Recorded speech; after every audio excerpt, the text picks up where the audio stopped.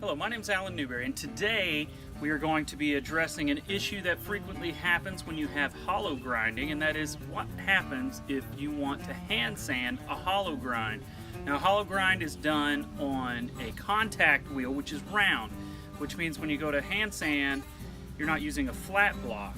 You're going to need a block with a radius on it. In this case, it's a 14-inch radius, and that's the size of the wheel that I ground this knife on right here. So I forged it and I ground it, and today what we're going to do is make this sanding block, which will help me to hand sand in that concave area.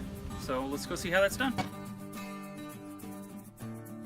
While there's more than one way to do this, what I'm going to do today is take a little thin piece of aluminum and bend it to the contour of my wheel. So I'm just kind of doing it a little bit at a time and then measuring it up against the wheel to see if I've got the curve right. Now, you don't have to actually get the curve to go correctly over the entire wheel, so long as I have a section that's at least as big as the block that I am going to turn into the sanding block.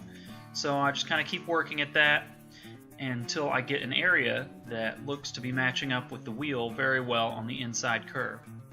And so I'm getting pretty close here. You could also just trace your wheel, especially if you had a newer smooth contact wheel. This one's serrated, which then means it's got all those little dips in it, which makes it a little tougher. And I had the aluminum lying around, so I thought this would work pretty good.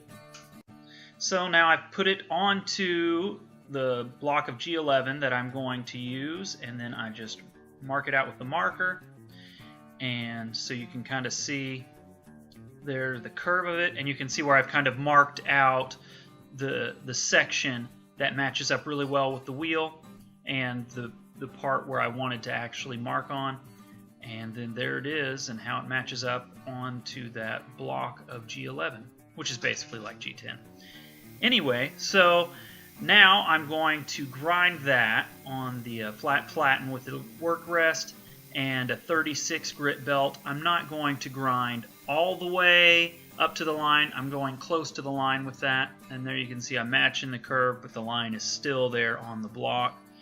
What I'm going to do next is take a 120 grit belt, which is how far I'm going to take this particular one, and then I'm going to actually match right up to that line and try to get it nice and even and match that curve perfectly and have it nice and smooth. Once you're matching the curve really well and you have everything nice and smooth, you can start rounding over the back end of the sanding block.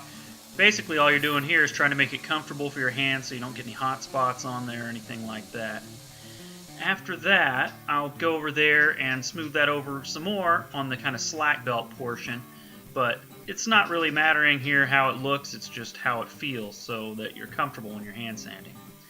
Another thing to think about is, do you need to back your sanding block? I recommend having some non-backed and some backed ones. This one's backed with leather.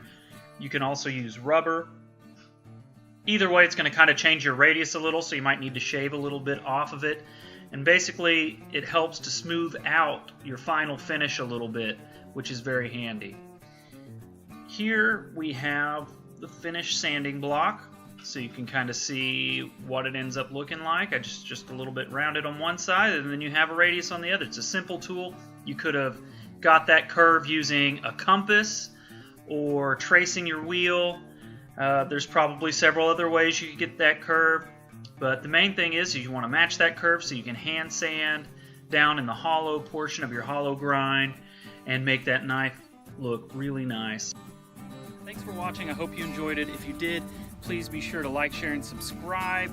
It's a lot of fun making tools that you can use yourself, and it's a lot of fun supporting others who make tools as well. So if you see some other people making some nice stuff out there, get out there and buy it and support those guys. Thank you for watching, and I'll see you on the next video.